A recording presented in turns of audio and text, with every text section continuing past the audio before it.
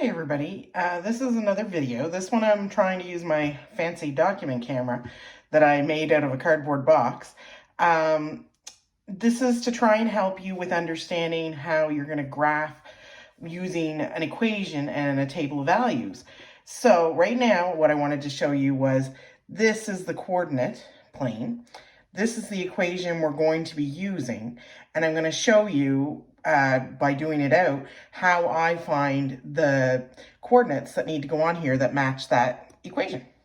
So I'm going to move this out, and I'm going to move this one in. So here we have our table of values that I've made. Now, these are sort of the basics that often people use just as a standard is -3 to +3.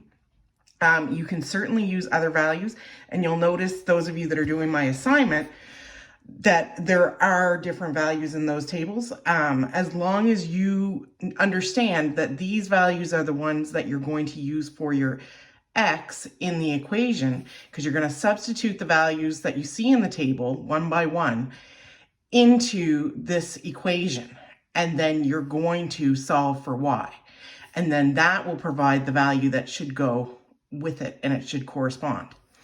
So what I'm going to do is I'm going to rewrite the equation, but now what I'm going to do is I'm going to substitute in that value, -3,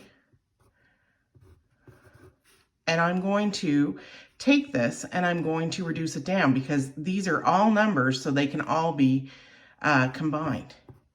So -3 times a -3 gives me a +9, and I'm still adding +3.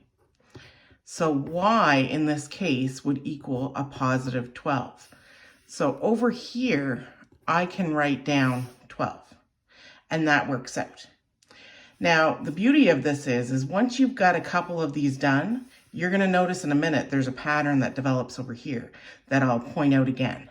So I'm going to rewrite the same equation, so -3x + 3, but this time I'm going to substitute -2.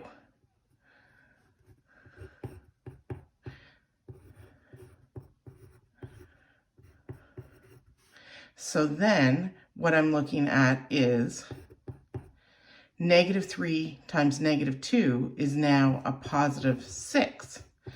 And that added to 3 is 9. So I'm going to go back up here and I'm going to write down 9. I'm going to do one more out so that we can really have a clear picture of what that pattern is. Well, actually, I'll do two more out because I'm going to show you something else. So it's the same thing, -3x + 3. And this time we're going to substitute in the -1.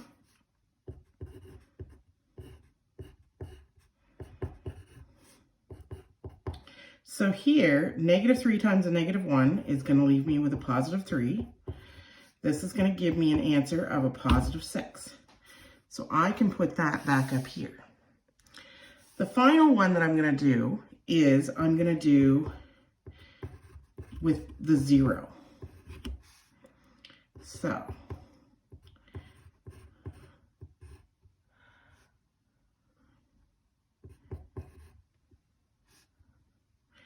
here we have -3 times 0 is 0, because anything times 0 is 0.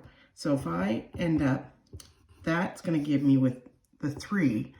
Now what I wanted to point out was, notice how when x is 0, it's 3. And if you look back at the original equation, that 3 appears here because this is the y-intercept. This is where it has to hit on the y-axis. And when it's on the y-axis, looking back at this, y-axis, anywhere along here, x value is 0.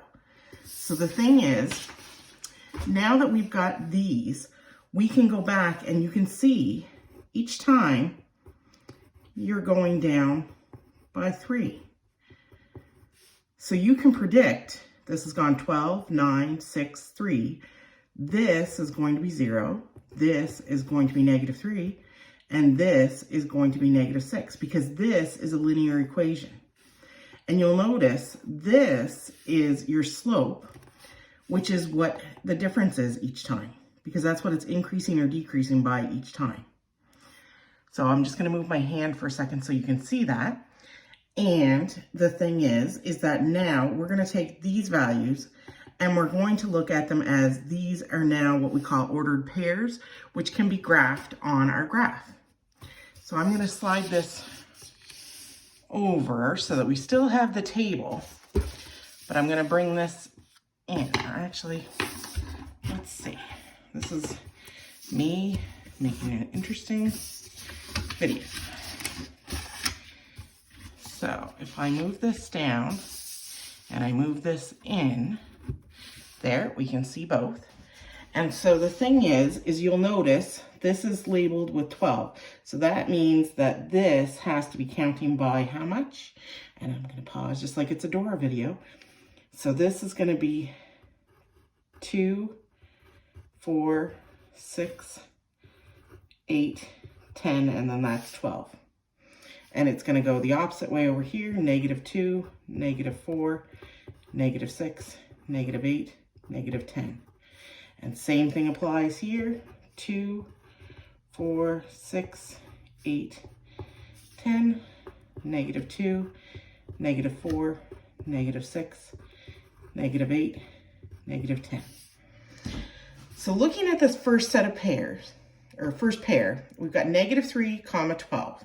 So we're going to find -3 on our x-axis. So I'm just going to write that out here just to help everybody remember. And when we find the -3, we're going to go up to +12. So -3, +12, this would be the point right here. Normally I would not make my dots quite so big, but it's because we're doing a video. So the next pair is -2, 9. So I'm going to go to -2, but this time I'm going to go to 9. And then we've got -1, 6. So -1, we go to 6. And then notice when we hit on the 0, we're at 3, which is what we talked about here. Now at this point, you've got enough points, you could actually draw the line, which I'm going to attempt to get my ruler in here without knocking everything. And so I'm going to go this way. And the idea is now you have a line that passes through all those things, and it's a straight line. You'll notice each time it's going down and over. So it's going down 3 and over 1, which is what this would be, because really that's -3 over top of 1. And again, I point out this is 3 because of the intercept.